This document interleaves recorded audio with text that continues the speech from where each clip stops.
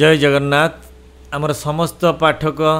श्रोता सुधीवृंद को शुभ स्वागत। जो माने ओडिया साहित्यर ई धर्मपद गाथा काव्य को श्रवण मनन चिंतन करी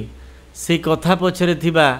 मार्मिक तत्व को अनुभव करुचंदी समस्त को आहुरी अंतरु धन्यवाद। एबे आमे धर्मपद काव्यर तृतीय भाग आसी पहुँचीचे जोठी आमे देखिया पाऊे पूर्व अध्यायर शेष रे आमे देखिले जे माँ पाखरे आसी धर्मा विरस मनरे पहुँचुची एवं जानिबा को इच्छा करुची जे मो वंशर परिचय कौन, मो पिता किए। ए पर्यायर ई तृतीय भाग आमे देखिबा माँ संतान धर्मपदर मनरे सृष्टि होइथिबा दुख ग्लानि तथा असमाहित प्रश्न को समाधान करने को जाई कारीगर मानक कूलर कीर्ति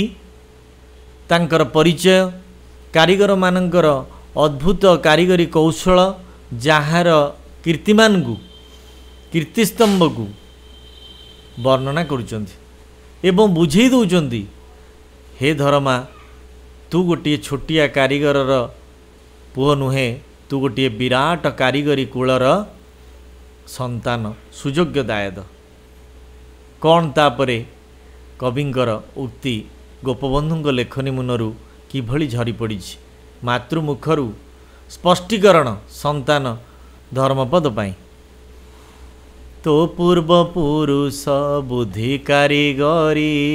रही अछि तही जान एथिरु रे बाबू बुझ तू आपणा वंश बड़ी माँ प्रमाण खंडगिरी देहे विरचिले गुंफा एही वंश कारीगरे जही खार बेल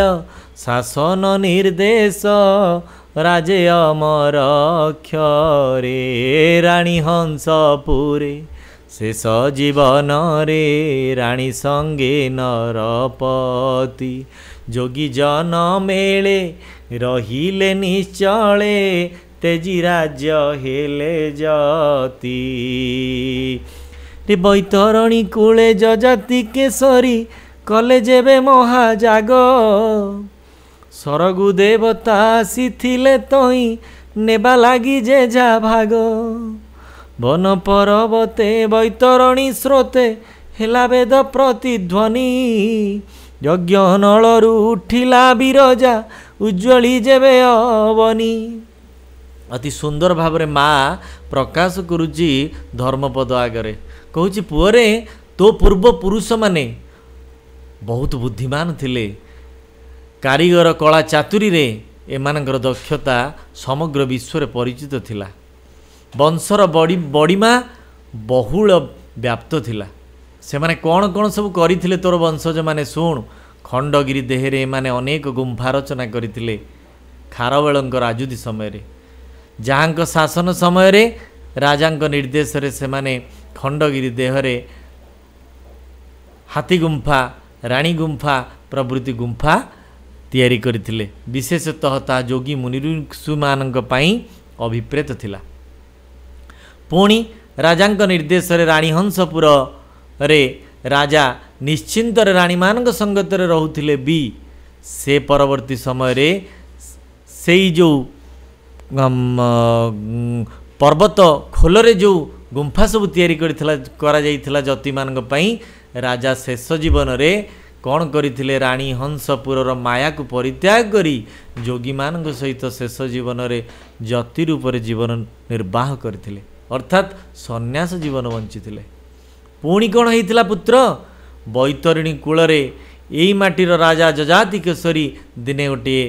महाजाग रचना करथिले अर्थात विराट यज्ञ करथिले सेई यज्ञर हविर्भाग अर्थात जो आहुति दिया जाउथला देवता मानकु सबु देवता माने आसी जेझार भाग को यज्ञ ग्रहण करि नेउथिले एवं सेई समय गोटे अद्भुत घटना घटिला बैतरणी तीरे जो तीर महाजाग संगठित होउथला केसरी जजात केसरी ताहाकू प्रतिष्ठा करुथिले एवं सेही यज्ञ को आयोजन करुवा जजाति केशरी निष्ठा और तपस्या तथा समर्पण बलरे वेद सर्वत्र प्रतिध्वनित होउतला। यज्ञ अनलरू माँ सेतबेले बिरजा प्रकटित होउतले। उज्ज्वली अवनी सते जेंति पृथ्वी को उज्ज्वलता प्रदान करी आलोकित करी माँ आविर्भूत हेले। तापरे कौन घटिला? गढ़िले जे शिल्पी पुण्य शुभ स्तंभ सप्तमातृका मूर्ति नकर संशय जान आपणा को तांकरी वंश संतति एकाम्र कानने ललाटेन्दु कीर्ति अनुपम देवालय निर्मिले जे तांक रक्त तो शरीरे तू तांक कुल तनय बारबाटी दुर्ग मरामती लागी शशुरे गले कटक यथा काले काम न सरिला बोली रहिले तही अटक बाहुड़ी नाहांती घर को से आउ कटके तेजिले प्राण सेही भावना रे मले सासु मोर शोके होई हत ज्ञान जेउ दिनु तोर बापा जाई छंती घर छाड़ी परबास मो देहरु बाबू सुखी चिरकत नाही मो जीवने आस। माँ कहूची पुत्र से शिल्पी माने अनेक शुभस्तंभ प्रतिष्ठा कले सप्तमातृका मंदिर एबे जो विराजित से मंदिर मध्य तैयारिले से मूर्ति मध्य निर्माण कले। तेणु पुत्र तू संदेह करना जो सांग साथी माने तते प्रश्न पचारि अणबाबुआ बोली तू वास्तव रे अणबाबुआ नुहे तोर बापा अछि तू गोटे उच्च कूलर दायद तो कूलर विशिष्ट कारीगर माने यही कीर्ति स्थापन करिसंती। एकाम्र कानने ललाटेन्दु कीर्ति अनुपम देवालय निर्मिले जे तांक रक्त तो शरीरे तू तांक कूल तनय। पुत्र रे एकाम्र कानन रे एकाम्र कहले भुवनेश्वर सेतबेले अरण्य रे परिपूर्ण थिला। एकाम्र क्षेत्र जहाको मंदिर मालिनी बोली कहा जाए सेठारे ललाटेन्दु राजा ललाटेन्दुंकर कीर्ति जो मंदिर एबे अछि ताहाकु तोरी कूलर कारीगर माने तोर पितृ पितामह माने ताकु निर्माण करिथिले। तेणु तू व्यस्त होना विव्रत होना तांकरी रक्त तो देहरे प्रवाहित तू सेई वंशर सुकूलदायद। बारबाटी दुर्ग मरामती लगी शशुरे गले कटक। शुण तोर बापा नुहे तोर जेजे बापा जी मोर होउचंदी शशुर बारबाटी दुर्गर मरामती काम पाई से गले किंतु यथा समय से कार्य न सरिबारु राजांक निर्देश रे सेहिठी अटक रहिले। काम करू करू कार्य को संपादन करू करू सेहिठी तांकर देहांत हो गला। सेठु आ फेरी पारिले नाही। सेही भावना रे मोर सासू अर्थात धर्मपदर माँ कहूची सासू माने धर्मपदर जेजेमा माँ कहूची रे पुत्र तोर जेजे बापा जेतेबेले कटक रे अटक रहीगले बारबाटी दुर्गर मरामती कार्य पाई आउ फेरिले नाही सेठी तांकर देहांत होईगला। सेतेबेले तोर जेजेमा तोर जेजे बापांक कथा को भाबी भाबी करी हतज्ञान होईगले। शेषरे तांकर प्राण चलीगला। तापरे जो दिनरु तोर बापा नरसिंह देवंकर निर्देश क्रमे कोणार्क मंदिर निर्माण पाई जाइचंती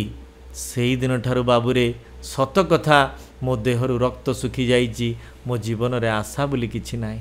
माँ बुझेई चलीची पुत्र को अतीतर कथा वंशर समस्त इतिवृत्त इतिहासर कथा ताकि पुओ मनरे आउ संदेह न रहू सांग माने कहिथिबा कथा को नहीं पुओ बेसी चिंतित न हो दुखी न हो। तापरे पुणी गोपबंधुंग लेखनरु झरुची धर्मपदर माँ पुणी कहूची दिने गले मते जुग परी लागे मरुछि मु भाली भाली रही अछि सीना तो मुह नाई तुम नयन संखाली एही परी कथा कहू कहू माता होइले अति विकल तले मुह पोती बिलपिले सती बहे अश्रुह विरल किंपाई कहमा कांदुछु कातरे चकिते प्रचारे पुआ बसी माता कोले बसन अंचले पोछे तांक नेत्रलुह कहती मो बापा केते दिन हेला कि कार्ये गले से काहीं केते दूर पथ एथु से राई जाओ मुकी न पारिबी जाई न आसे कि तहु बारता एठाकू अछंती टिकी से भल जीवार उपाय कह मातुरीते बार्ताणी बिमु गले। अति सुंदर भावरे पुओ मार कोଳରେ बसी पड़ुची दिने गले मते जुग परी लागे मुरुछि मु भाली भाली रही अछि सिना तुम नाही तुमर नयन संखाली। माँ कहूँ